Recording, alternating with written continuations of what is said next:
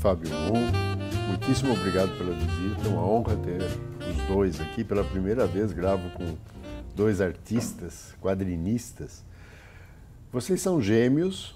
Como é que vocês descobriram que um tem afinidade com o outro, não geneticamente falando, mas no desenho? Como é que surgiu isso, que vocês se complementam?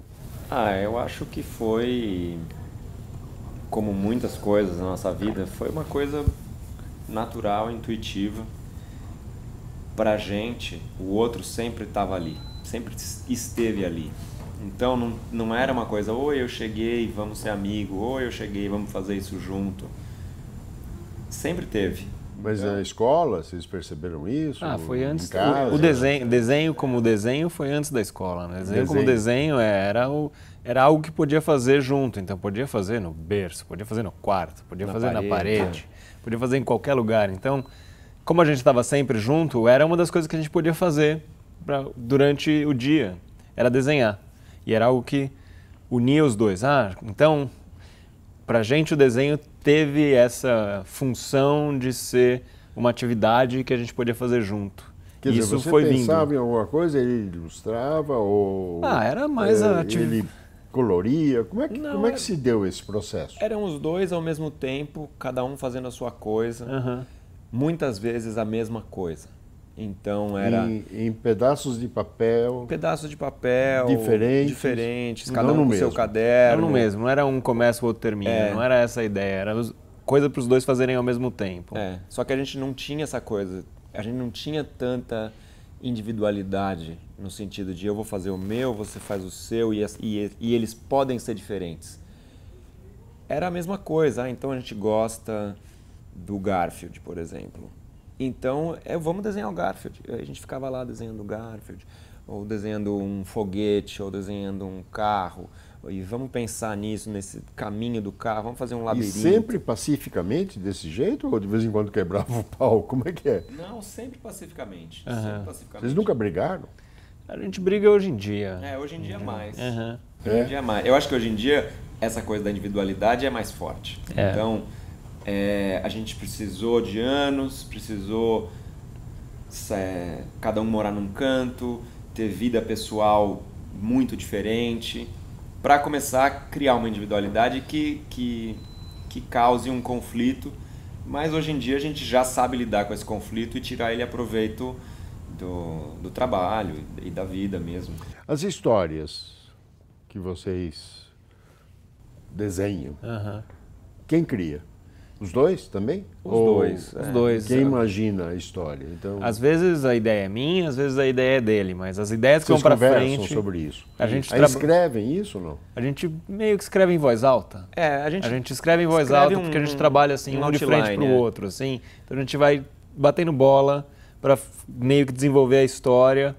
E aí a gente faz lista das coisas que a gente quer que aconteça na história. Isso é gravado ou não? Não. Nada gravado. Só na conversa. Não, às vezes a gente anota, né? A gente anota. E... Você faz o gato, você faz o cachorro, assim? Não, porque na hora de desenhar. Na hora de desenhar, a gente tem que geralmente escolher qual estilo a gente quer. Fábio tem um estilo, eu tenho outro estilo. O meu combina mais com uma coisa, o dele combina mais com outra. Então a gente pensa, qual estilo combina mais com essa história? E aí, ele que vai desenhar a história inteira. Para a gente não ter uma distração. Quando muda o desenho, você distrai o leitor, ele sai da história. Então, essa é uma dos exemplos de harmonia que a gente tinha, que se continua tendo, que é o que é melhor para a história. Eu adoro desenhar, o Fábio adora desenhar, mas a gente não precisa desenhar sempre. Né? Então, se o desenho dele é melhor para a história, ele vai desenhar a história inteira e eu tô ok com isso. Às vezes é o contrário. Às vezes a história é melhor para o desenho. Isso. Né? Porque a gente... Vocês ganharam o Jabuti já, há muito tempo atrás. Né? Faz 10 anos. Mais 10 anos já. E foi, acho que, o Alienista. O Alienista. Como é que foi isso? Quer dizer, vocês resolveram, lendo Alienistas, tiveram a ideia de fazer a história em quadrinhos. Foi um convite, da editora, da Ediouro na época. E era aí, o início dessa nova fase de adaptações que surgiu.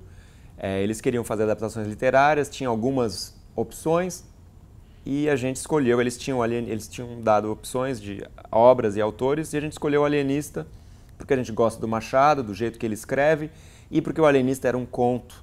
Então, por ser uma história curta, a gente tinha um limite de páginas, de 62, 70 páginas, então a gente ia poder adaptar bem, com espaço, um conto de 20 páginas em 60.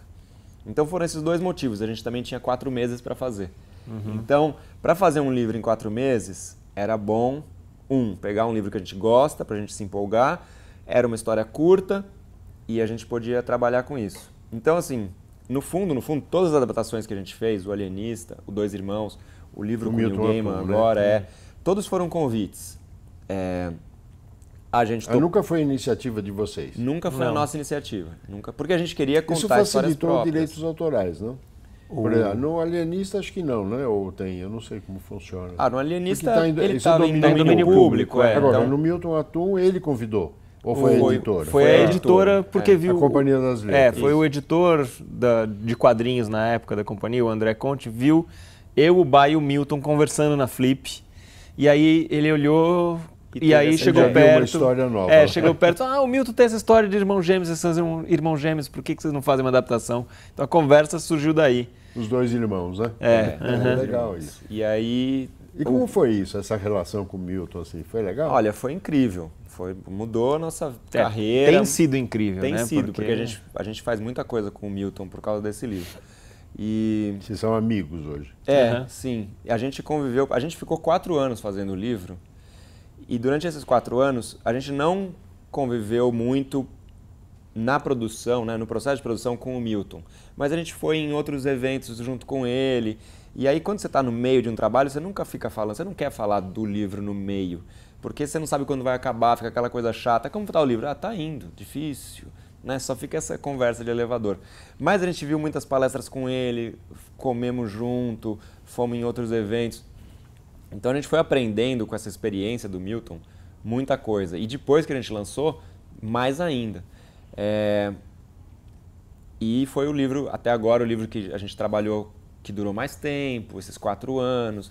Fizemos muita pesquisa, foi intenso, foi bem gostoso. Por exemplo, o desenho de um personagem...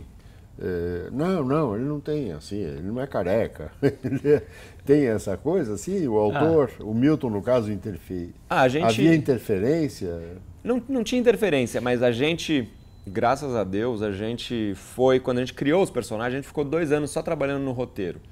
Aí uma hora a gente estava cansado de só escrever, não ter nada físico desenhado. Precisava começar a produzir e a gente criou os personagens, o visual dos personagens e foi mostrar para o Milton. Essa foi uma das poucas vezes que a gente foi conversar com ele sobre o livro. E aí ele gostou de todos, menos da Zana.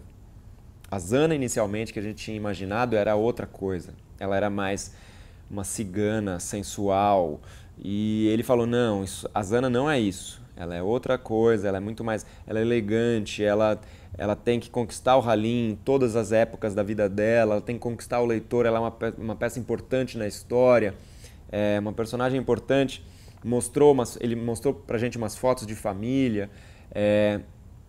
E o engraçado é que essa Zana que ele mencionou, ela batia com a pesquisa de imagem que a gente estava fazendo. Mas a gente estava indo contra essa pesquisa. Se você procurava mulheres na década de 20, imigrantes libanesas em Manaus, você conseguia um tipo de imagem. Mas a gente estava indo contra aquela imagem. Pensando, não, a Zana, ela não pode ser isso aí. Mas o Milton conseguiu descrever a personagem, como ela era por dentro, e fazer caber naquela imagem. E com as fotos também. Então, ele foi crucial para a gente acertar na Zana, que é uma das personagens principais da história. Então, graças a Deus que essa é uma adaptação que a gente teve contato com o autor também. E vocês também fizeram uma tradução. Traduziram Como Falar com Garotas em uma Festa, não é isso? Sim. Como Falar com Garotas em Festas. Isso também, esse processo. Vocês foram procurados para traduzir e ilustrar, né? É que assim, esse foi um convite da editora americana. Então, não do autor. Não do autor. Por eles também, o autor que está vivo, Neil Gaiman, um escritor inglês. A editora americana tinha vários contos dele, comprado vários contos para adaptar. e chamou a gente para adaptar esse, porque tem a ver com as histórias que a gente faz, histórias de relacionamento, de garotos e garotas. Então tem uma semelhança na temática e ele é um dos nossos autores favoritos. Então, quando a gente recebeu o convite, a gente ainda estava fazendo Dois Irmãos, mas aceitou fazer os dois ao mesmo tempo, assim, começar um enquanto estava terminando o outro. Só que é muito estranho essa ideia de que você está publicando numa língua que não é a sua, depois vai ser publicado na sua língua também. Então, além de fazer a adaptação, a gente trabalhou na tradução, a gente traduziu para o português, que foi uma coisa que, num dos nossos livros no Day Tripper, a gente não tinha tempo para fazer a tradução e outra pessoa traduziu para o português o que a gente teve que escrever em inglês. E a gente ficou com aquela sensação estranha, como assim a gente não escreveu, não traduziu o nosso próprio livro? Então, sempre que dá... O Day Tripper. O Day Tripper. A gente escreveu em inglês. Ganhou um super prêmio. Ganhou o Eisner, que é o maior prêmio de quadrinhos dos Estados Unidos. Acho que dos Estados Unidos ou talvez do mundo, não sei. Divide entre o Eisner e o prêmio de Angoulême. É o Oscar dos quadrinhos? É o Oscar dos quadrinhos. É uma honra. Os caras ganharam o Oscar. A gente ganhou com Dois Irmãos também. Então, olha que maravilha. Então, que é muito legal. E vendeu muito, né? Vendeu bastante. Continua vendendo. Continua vendendo. É o nosso livro que é mais publicado, né? É publicado em 13 línguas. Né? 13 línguas? 13 línguas. Que legal. Não me pergunte quais, que eu não sei de cor. Mas é o mesmo. Mas é o mesmo. É o mesmo. E aí, algum projeto novo rolando? A gente tem... Vocês possam falar? A gente tem alguns projetos que a gente trabalha com outros roteiristas. Tem algumas séries que a gente só desenha, que a gente pegou também para experimentar gêneros diferentes. Então tem uma série que a gente faz com um escritor americano, que é o Matt Fraction, e ela chama Casa Nova. E é uma série de espionagem e ficção científica e viagens interdimensionais. E a gente faz essa série já há uns 10 anos. Vai e volta. Às vezes eu desenho, às vezes o Fábio desenha. Agora o Fábio está desenhando um novo arco de histórias. Já tem 4 livros publicados, né? Dessa série. Tem outra série que eu faço com outro escritor, que é o Gerard Way, que chama Umbrella Academy. A gente já fez 2 livros, agora a gente está fazendo o 3º. Então essas séries que a gente só desenha também nos dão a oportunidade de trabalhar com gêneros diferentes dentro dos quadrinhos e dar uma descansada na cabeça para tentar ter novas ideias. Porque escrever e desenhar é um esforço maior do que só desenhar. Desenhar é a parte que demora mais tempo, mas chega uma hora que é um trabalho braçal. É uma questão de sentar e desenhar, né? Sentar e trabalhar. É quase um peão, colocando um tijolo depois do outro. É o mais importante, é a cara da história, mas tem uma hora que vira um trabalho braçal. O trabalho de escrever, ele é mais... demanda mais concentração, é mais difícil. É mais difícil escrever do que desenhar. Esse trabalho que você está citando agora, você pensa naquele que vai ler? Muito. Você pensa? Às vezes. Ele passa na sua cabeça? É feito para meninos, meninas, homens, mulheres? Eu não sei se é tão específico assim, mas existe um pensamento... É o teu cliente, vamos chamar assim, o teu freguês. Né? Vocês pensam neles? Olha, a gente sempre pensou, tentou fazer histórias para quem não é leitor de quadrinhos. O cara que lê quadrinhos, ou a menina que lê quadrinhos, ela já está acostumada com a linguagem. Então, você não precisa convencê-la a dar uma chance para aquele livro. Você pode tentar um gênero diferente que ela não está acostumada. Então, as pessoas aqui no Brasil, a maioria acha que quadrinho é coisa para criança. Então, convencer as pessoas que dá para contar histórias adultas e sérias em quadrinhos era um desafio. Só que é mais fácil você tentar atingir um público que não lê quadrinhos, que ele vai prestar atenção mais na história do que na linguagem mesmo, porque tudo é uma novidade para ele. E a gente fazia isso desde a faculdade com os nossos amigos da faculdade, eles não liam quadrinhos. Então o nosso intuito era mostrar a linguagem para eles, mostrar, olha, você pode ter a mesma história que você tem num livro ou você tem num filme, você pode ter história em quadrinho. Não é porque é essa linguagem que vai ser mais simples ou mais bobo. Então, eu acho que pensando no público, essa é a nossa única preocupação. Mostrar o potencial dos quadrinhos, de contar histórias de qualquer maneira, de qualquer tipo. E tem algumas coisas que funcionam muito bem em quadrinhos. O jeito que você pode, o tipo de conexão que a informação faz na sua mente quando você junta uma informação da imagem, a informação da palavra, as duas juntas. Tem cenas em silêncio que você pode fazer em quadrinhos que são incríveis, que na literatura, por exemplo, você tem que descrever tudo, e aqui você usa só imagens. E aí a mensagem da imagem, ela deixa muita abertura para a interpretação do leitor, e isso pra gente é muito legal.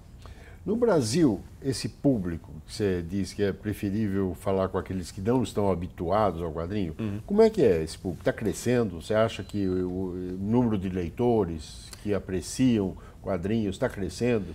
Eu acho que o número de leitores de quadrinhos está crescendo, sim. Eu acho que tem 2 fatores que ajudam muito, 3 fatores que ajudam muito. Um é que a quantidade de quadrinho nacional está aumentando, então é mais fácil encontrar quadrinhos. E quando você encontra os quadrinhos, você descobre que existe uma variedade que algum lá você pode gostar. 2, os eventos de quadrinho que atraem pessoas para descobrirem quadrinhos. O número de eventos está crescendo e os eventos estão crescendo, então isso ajuda a que as pessoas descubram que existem esses quadrinhos. E os jogos alimentam? Todo meio que é cultura pop, ela alimenta porque ela tem bebido muito nos quadrinhos, jogos assim, ou filmes. Por incrível que pareça, um filme de super-herói, super blockbuster, faz as pessoas se interessarem por quadrinho. Só que aí elas vão para a livraria e não importa que o que elas descobrem não é quadrinho de super-herói, é quadrinhos. Então, elas acabam descobrindo quadrinhos, qualquer tipo de quadrinho, por causa dos filmes de super-herói, porque chamaram a atenção. Então, mesmo o sucesso desses filmes de super-herói tem aumentado o público de quadrinhos, só que eles chegam lá e eles descobrem coisas mais interessantes do que os quadrinhos de super-herói. E eles ficam. Recentemente houve aqui em São Paulo a Comic Con. Vocês participaram? Sim. Coro aqui, sim, bacana. E o que acontece nessa feira? Eu nunca fui. Eu sei que existe, já aconteceram a quarta edição. Quem é que vai lá? O que acontece? O que vocês vão lá fazer? Vocês vão lá comprar coisas? Vocês vão lá vender coisas? Uma editora procura vocês? É um lugar que tem negócios também ou é só para atender o público visitante? Não, acho que tem negócios também. A Comic Con é uma grande festa de cultura pop. Então tem vários stands. Imagina uma Bienal do Livro, uma feira do livro, com stands das editoras. Tem algumas editoras que têm stand. Tem lojas de produtos relacionados à cultura pop que têm stands. Então você pode comprar camisetas ou bonecos ou coisas. Tem algumas dessas lojas ou dessas franquias, elas têm atrações meio temáticas, então tem um stand do Harry Potter que você vai lá e pode tirar foto com uma vassoura, umas coisas assim.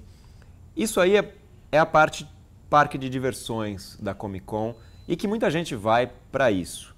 Tem um outro lado que é palestras e pré-estreias de filmes. Então tem palestras com diretor de filme, ator, produtor, tanto nacional, mas principalmente internacional.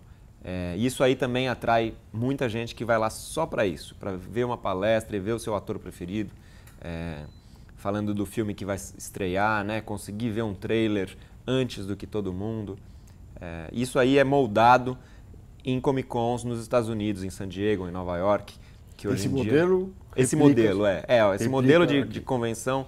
Ela chama Comic Con, né? É Comic Con também, E aí tem uma outra parte que é o Artist Alley, que é esse beco dos artistas, que é uma região, uma área da convenção, onde tem mesas com os artistas, com os autores nacionais, cada um com a sua mesa, vendendo o seu próprio gibi. Porque o mercado de quadrinhos nacional, ele é muito independente. a maior parte do mercado nacional é feita de autores independentes.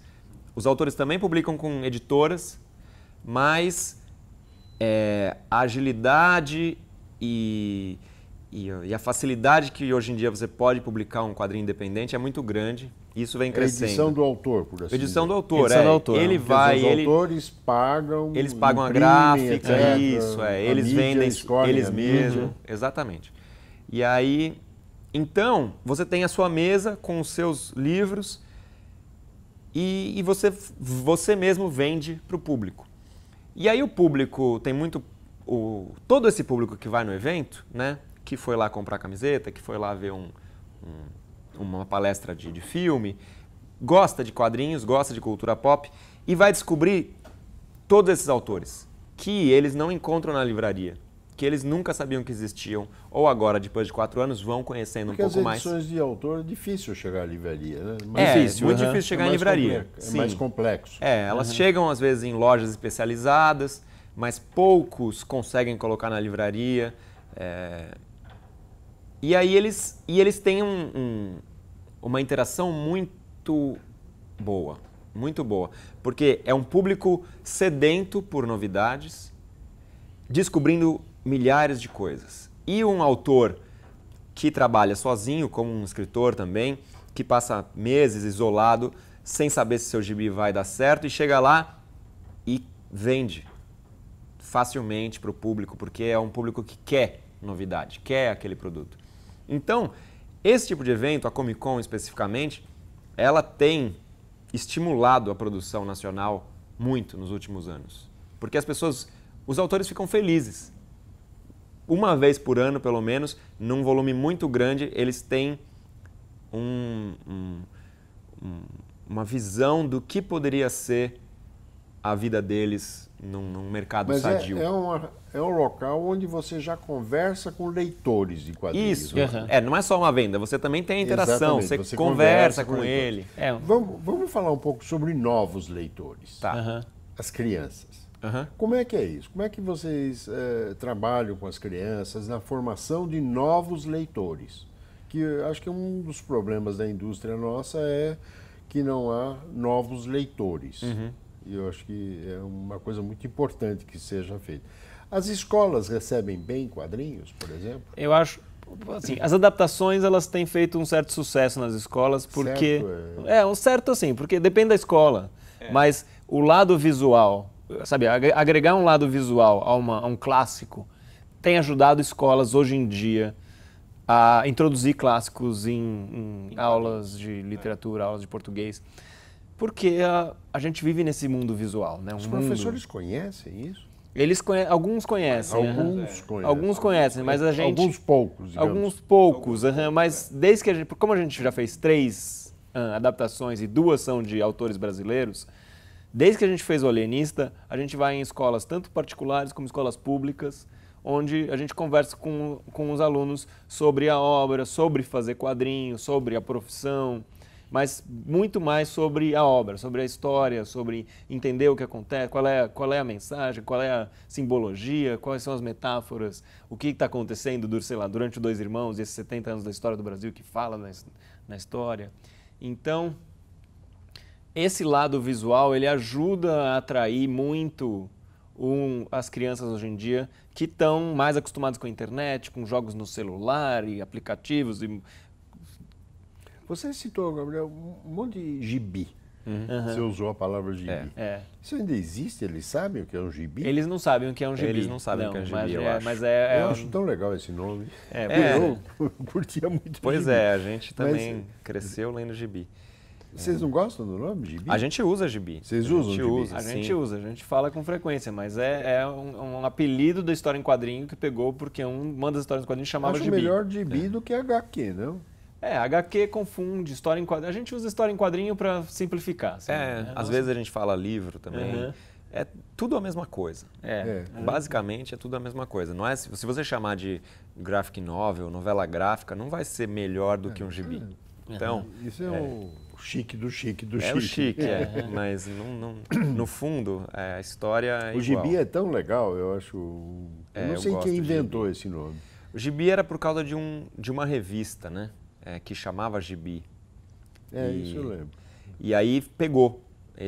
O apelido de História em Quadrinho pegou por causa dessa revista. Não existe mais? Não existe mais. Existem revistas ainda? Existem revistas de banca, mas é isso, é o Maurício de Souza, é a Disney, são super-heróis, tem o mangá. Hoje em dia o mangá ele tem um papel muito importante de pegar um leitor que é mais velho jovem demais para a Turma da Mônica, mas... Mangá é um estilo? Mangá é um quadrinho feito no Japão. É mais do que um estilo. Não é um estilo, mais tem vários estilos. É só o jeito de chamar quadrinhos no Japão. Assim como nos Estados Unidos é comics, ou na França é bande dessinée, no Japão é mangá. Agora, eles têm um estilo meio característico, aquela coisa de olhos grandes. Não são todos, mas tem. Então é muito fácil você se enganar e falando, isso aqui é meio mangá porque tem esse estilo. Mas é muito mais do que isso, é uma linguagem, é um jeito de narrar as histórias. E o mangá é legal porque ele tem uma variedade enorme de temas. Tem mangá para meninas, tem mangá sobre esportes, tem mangá sobre escola, tem mangá de terror histórico. Então, tem uma variedade muito grande de histórias, elas são longas. Muitas têm começo, meio e fim, que é um problema, por exemplo, dos super-heróis, que sempre estão se reciclando e você vai apagando o antigo para recriar o novo. Então, o mangá ele pega os novos leitores, né? Então, eu acho que o leitor da Turma da Mônica gosta, mas logo esquece. Logo está fazendo outra coisa. O leitor porque de mangá... ultrapassa a faixa etária? Ou ultrapassa a faixa etária e é uma cultura mais imediata, não é descartável no mau sentido. Mas li hoje, semana que vem, ou mês que vem vou ler outra coisa. Mas é sinal que fez leitor. Faz. Não, eu acho que é da maior as pessoas... importância isso. Sim, eu acho que as pessoas começam, aprendem a ler com a Turma da Mônica. É um negócio que não tem tanto, sei lá, nos Estados Unidos tem menos do que tem no Brasil. Essa coisa de que as crianças aprendem a ler lendo quadrinhos, porque não tem uma figura, um quadrinho tão forte no mercado americano, por exemplo, como tem a Turma da Mônica no Brasil. Né? Então, essa importância dos quadrinhos para aprendizado de leitura aqui no Brasil é um negócio que em poucos lugares funciona tão bem, né? Tão importante. O que falta fazer para que isso cresça, que se multiplique? Que é uma coisa muito positiva, eu diria, né? E barata, né? Se você pensar que um gibi, eu não sei quanto custa, mas não é uma coisa muito cara. O gibi de banca, ele não é tão caro, já foi mais barato, mas ele não é tão caro, porque é isso, ele vai ter uma tiragem maior, ele tem menos páginas, ele é grampeado. Só que o gibi de banca, tirando essas coisas, super-herói, Disney, Maurício, ele meio que ficou muito difícil, ele é quase inviável para o mercado nacional. Então, também porque ele tem essa vida curta, de 1 mês, 2 meses na banca. Mas tem aquele gostinho de quero mais, né? Tem esse gostinho de quero mais, mas a gente não tem estrutura mais que consiga produzir coisas. Gabriel? Eu não sei. O que você sugere? Porque eu acho que assim, o quadrinho, ele já foi... A gente criou, por exemplo, quando o Maurício surgiu, ou na década de 60, 70, existiam estúdios produzindo quadrinhos, equipes produzindo quadrinhos. E nesse sentido você consegue produzir mais coisa, produzir mais rápido.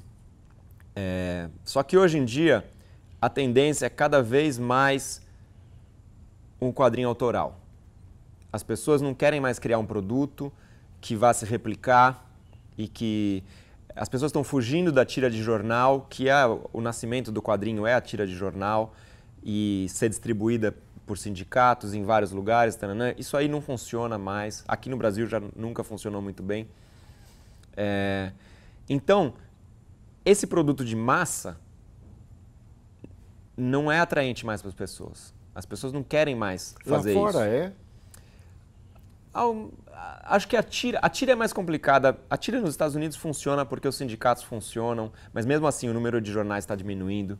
Agora, As séries, né?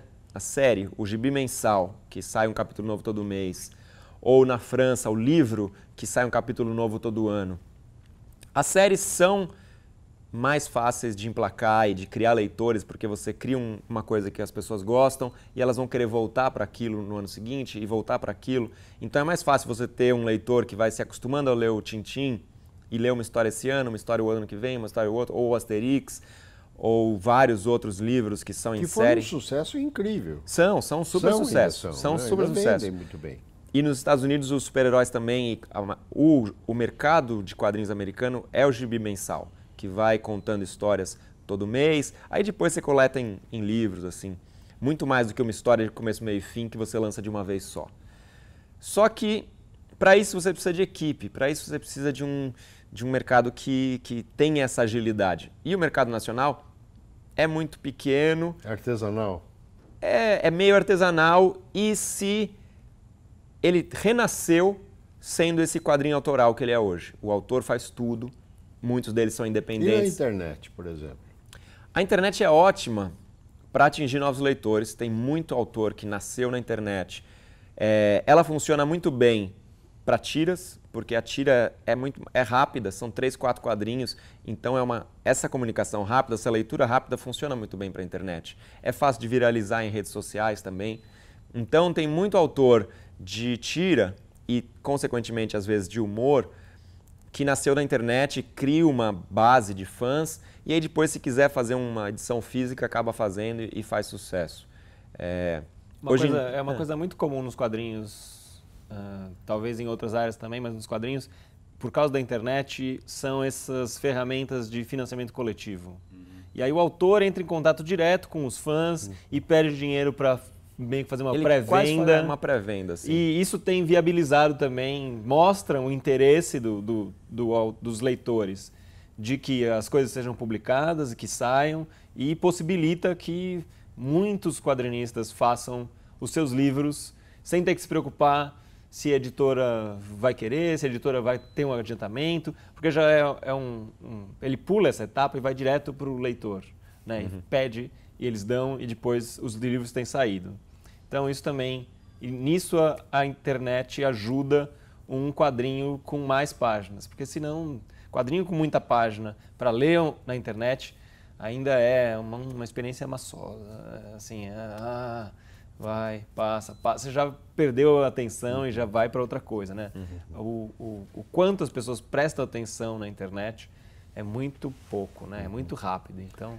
Gabriel Bá, Fábio Moon, infelizmente o nosso tempo está se esgotando. Quero agradecer esta aula que vocês nos deram. Foi extremamente bom conversar sobre quadrinhos com vocês. Muitíssimo obrigado pela visita. Não, valeu, obrigado, foi nosso. A gente que agradece.